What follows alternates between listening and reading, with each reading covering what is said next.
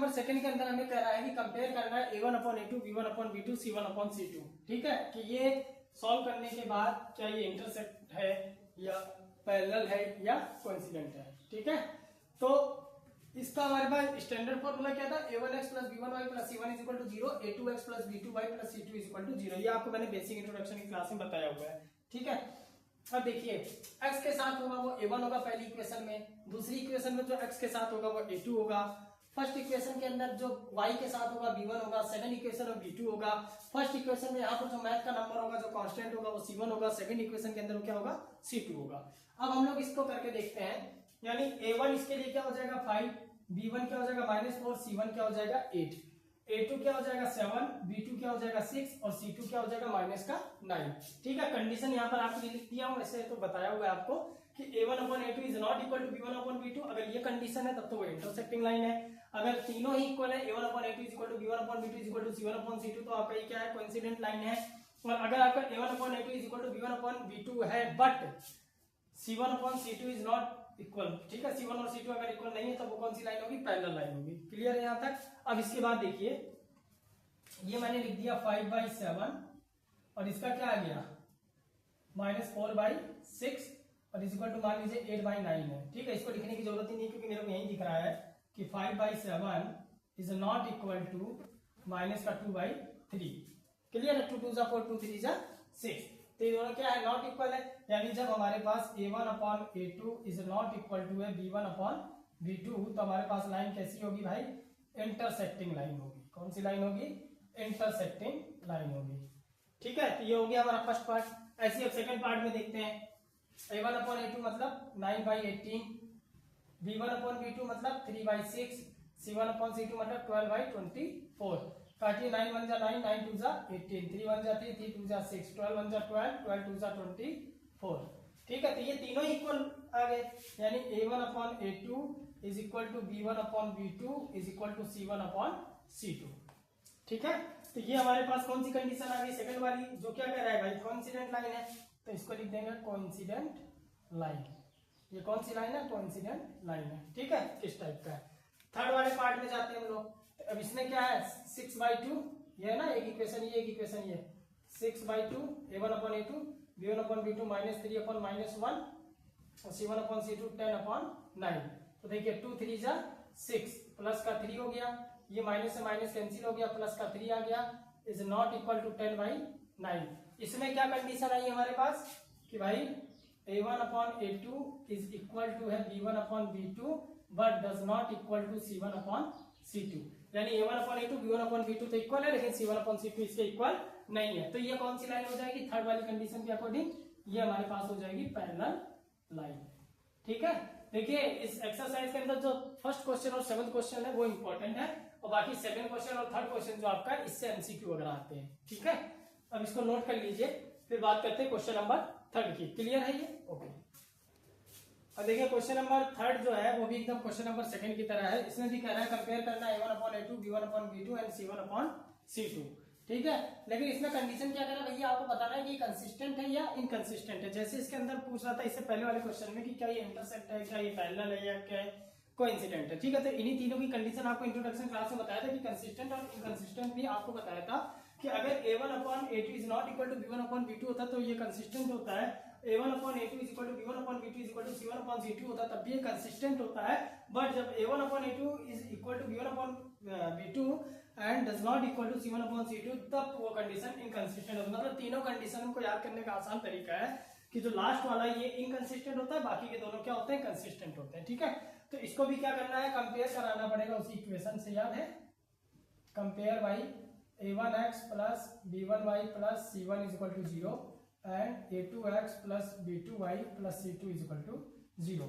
Same वही condition से आपको कंपेयर करना है। अब देखिए इसमें इक्वल में 0 नहीं लिखा है तो हमको पहले क्या करना है, इक्वल में 0 लेके आना। ठीक है, इक्वल में 0 कैसे लेके आएंगे, इसी इक्वेशन को हम ऐसे लिख देंगे 3x plus 2y minus 5 is equal to 0 and 2x minus 3y minus 7 is equal to 0। Plus का 5 इधर है, माइनस का 5 हो गया, प्लस का 7 इधर है, माइनस का 7 हो गया। ठीक है, अब देखिए भाई 3/2 2/-3 और -5/-7। तो देखिए क्या ये दोनों इक्वल हैं क्या, 3/2 क्या इक्वल है माइनस का 2 2 अपॉन माइनस के 3 के नहीं है, तो यहाँ पर क्या कंडीशन लिख जाएगा कि a1 upon a2 is not equal to b1 upon b2। ठीक है, ये भी इक्वल नहीं है। ठीक है, तो जब ये दोनों इक्वल नहीं है तो हमारे पास कंडीशन कौन सी हो जाएगी, कंसिस्टेंट। यानी कि ये जो फर्स्ट इक्वेशन है हमारे पास क्वेश्चन की, ये हमारे पास क्या है भाई, ये कंसिस्टेंट हो गया। ये दोनों इक्वेशन हमारे पास, ठीक है, ये हमारे पास क्या होगी, कंसिस्टेंट हो गई। अब सेकंड पार्ट को सॉल्व करते हैं। अब इसमें कंपेयर बाई वगैरह नहीं लिख रहा हूं मैं, सीधा कर दे रहा हूं। देखिए 2/4 हो गया, माइनस का 3 माइनस का 6 हो गया, और माइनस का 8/9 हो जाएगा, है ना। ये आपको मैं करके दिखा दूं, नहीं तो कंफ्यूज हो जाएंगे। देखिए पहले इस इक्वेशन को सही लिख लेंगे। 2x minus 3y minus 8 is equal to 0 and 4x minus 6y minus 9 is equal to 0 हो गया पहले। ठीक है, अब देखिए 2/4 is equal to minus 3 upon minus 6 is equal to minus 8 upon minus 9। तो 2 1 जा 2, 2 2 जा 4 हो गया, 3 1 जा 3, 3 2 जा 6 हो गया, माइनस माइनस कैंसिल हो गई है, और इक्वल टू क्या हो जाएगा 8/9। तो ये दोनों तो इक्वल है इसमें, बट ये इक्वल नहीं है। तो हमारी कंडीशन क्या हो जाएगी कि a1 upon a2 is equal to b1 upon b2 is not equal to c1 upon c2। मतलब a1 अपॉन a2 और b1 अपॉन b2 तो इक्वल है, लेकिन c1 अपॉन c2 इक्वल नहीं है। तो अब देखिए कंडीशन कौन सी है कि जब ये दोनों इक्वल है, तीसरा इक्वल नहीं है, तो हमारे पास कंडीशन कौन सी है, इनकंसिस्टेंट है।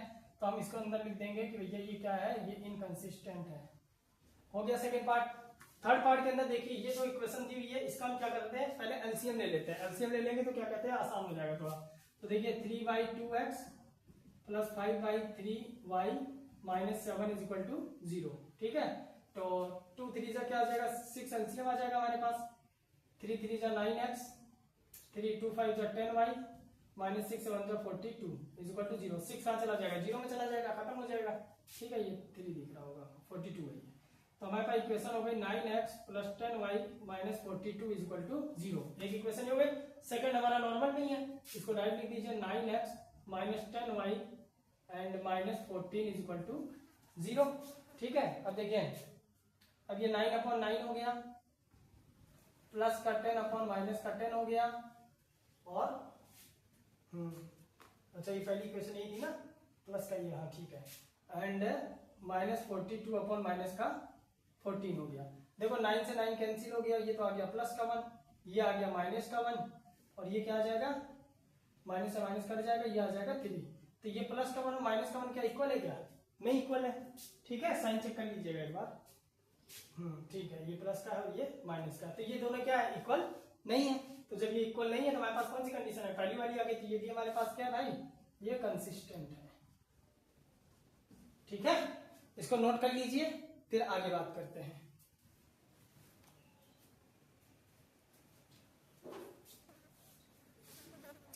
अब देखिए इसका फोर्थ और फिफ्थ पार्ट, दो पार्ट और बचे हैं इसके, देख लीजिए। फोर्थ पार्ट में भी क्या करना हमको, पहले इक्वेशन हमको सही कर देनी है कि 5x minus 3y minus 11 is equal to 0 हो गया, minus 10x minus 6y minus 22 is equal to 0 हो गया। वही a1 upon a2 b1 upon b2 c1 upon c2 करिए।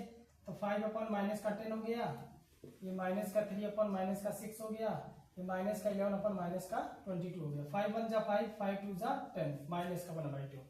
ठीक है, ये माइनस से माइनस क्या हो जाएगा, कैंसिल हो जाएगा, तो ये आ जाएगा प्लस का 1/2, और ये क्या आ जाएगा, प्लस का 1/2। ठीक है, but a1 upon a2 is not equal to क्या है, b1 अपॉन b2। ये दोनों इक्वल नहीं है हमारे पास। तो जब ये दोनों इक्वल नहीं है, बात खत्म हो गई कि a1 upon a2 is not equal to b1 upon b2। तो हमारी कंडीशन क्या हो गई, ये वाली आ गई, यानी ये हमारा क्या है भाई, कंसिस्टेंट है, ये हमारा कंसिस्टेंट है। अब इसका लास्ट पार्ट है, पहले इसका एलसीएम ले लेंगे हम लोग। 4/3x plus 2y minus 8 is equal to 0। LCM आया 3, ये आ गया 4x, 2 3 जा 6y, 8 3 जा 24। देखिए ये सीधा इससे मल्टीप्लाई हो जाता है, जहां जहां 1 होता है, आपको बताया था पहले भी। इज इक्वल टू क्या हो गया 0, ये 0 के पास चला जाएगा, तो हमारे पास इक्वेशन आ जाएगी 4x plus 6y minus 24 is equal to 0। ये आ गई सेकंड इक्वेशन। क्या थी हमारे पास, 2x plus 3y minus 12 is equal to 0। वही a1 अपॉन a2 लगा दीजिए, 4/2 हो गया पहले, 6/3 हो गया, और c1 upon c2 minus 24 upon minus का 12 हो गया। ठीक है, तो अब इसके अंदर क्या देखना है, 2 1 जा 2, 2 2 जा 4, ये 2 आ गया, 3 2 जा 6, ये भी 2 आ गया, माइनस से माइनस कैंसिल हो गया, 12 2 जा 24। यानी इसमें क्या कंडीशन आ गई, a1 upon a2 is equal to है b1 upon b2 is equal to c1 upon c2। जब तीनों ही चीजें इक्वल है, तो ये हमारे पास क्या कंडीशन हो जाएगी भैया, ये हमारे पास क्या होगा, कंसिस्टेंट होगा। तो इसमें हम लिख देंगे कंसिस्टेंट। ठीक है, इसको नोट कर लीजिए। अब बात करते हैं क्वेश्चन नंबर 4 की।